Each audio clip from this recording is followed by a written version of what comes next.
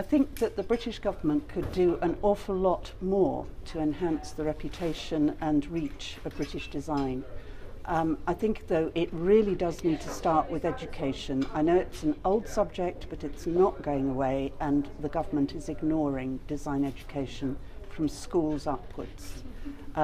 We have a fantastic reputation as a country for training, educating, fostering great leaders in design from across the world. We are in danger of losing that if we don't build our own schools and universities, and if we don't do something to address the balance which makes it easier for people with talent to get appropriate education and training.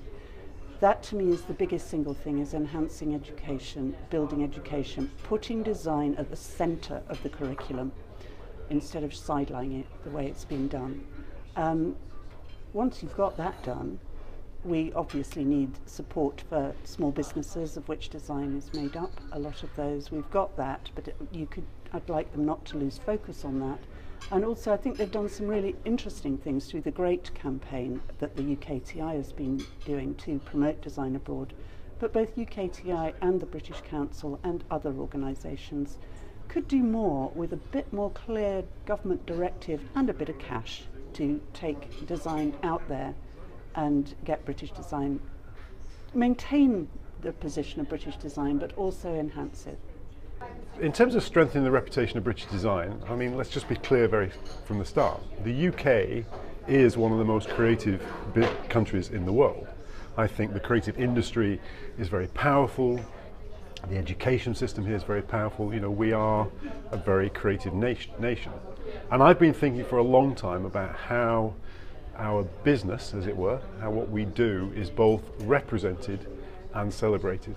The more I think about it, the more I think the government should not get involved. I think it's up to us to sort it out. We need to be much better at promoting, celebrating and representing what we do. I'm perfectly honest, I wouldn't want the government to get involved. They've got more things to worry about, in my view, and I think that they won't do it with the kind of passion and fervour that we need to do, because I think we are the best people to really understand how we let the outside world know what we do. I think there are probably two things for me. One, I think, is supporting design education much more, stop viewing it as some sort of second-class subject, which it's not.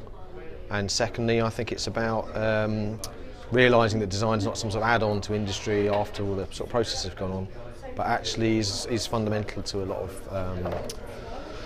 of income generation and work within the UK, and I think it should be celebrated instead of being viewed as a slightly weak subject to do. So I think it's promoting it at schools and realising the value of design in the country.